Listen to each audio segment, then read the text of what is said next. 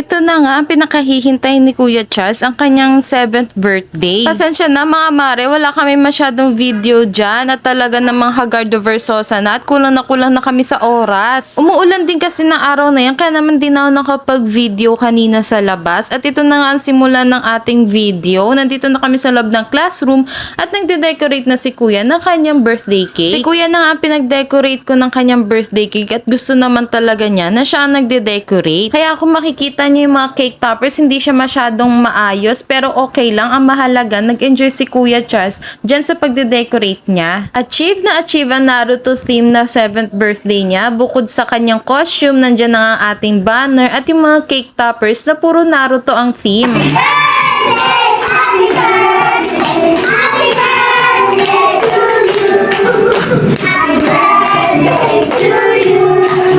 Happy birthday!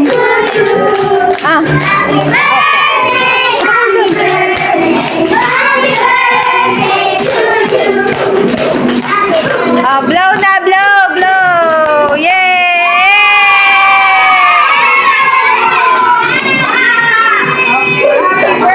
Happy birthday, Cha!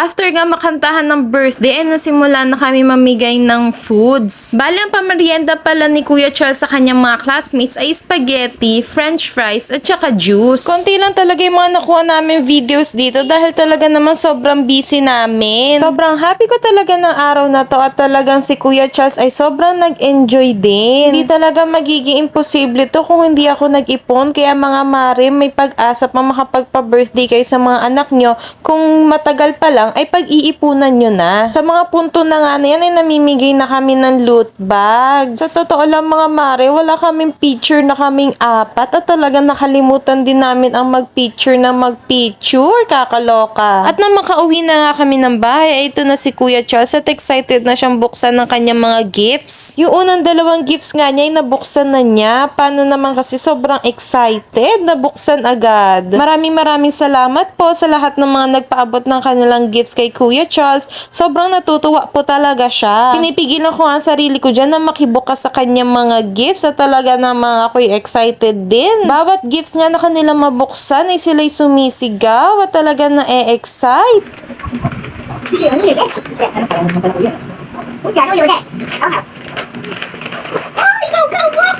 Wow!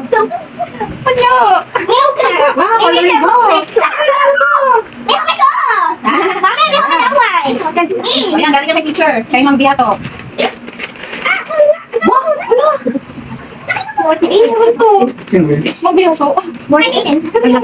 At dito nga sila pinaka na-excite sa regalo galing kay Kaden at napakalaki nga. Kitang-kita naman talaga ang excitement nila sa pagbubukas ng gifts, lalo na si Clinton. Tingnan mo naman at kinuha na agad. Maggie!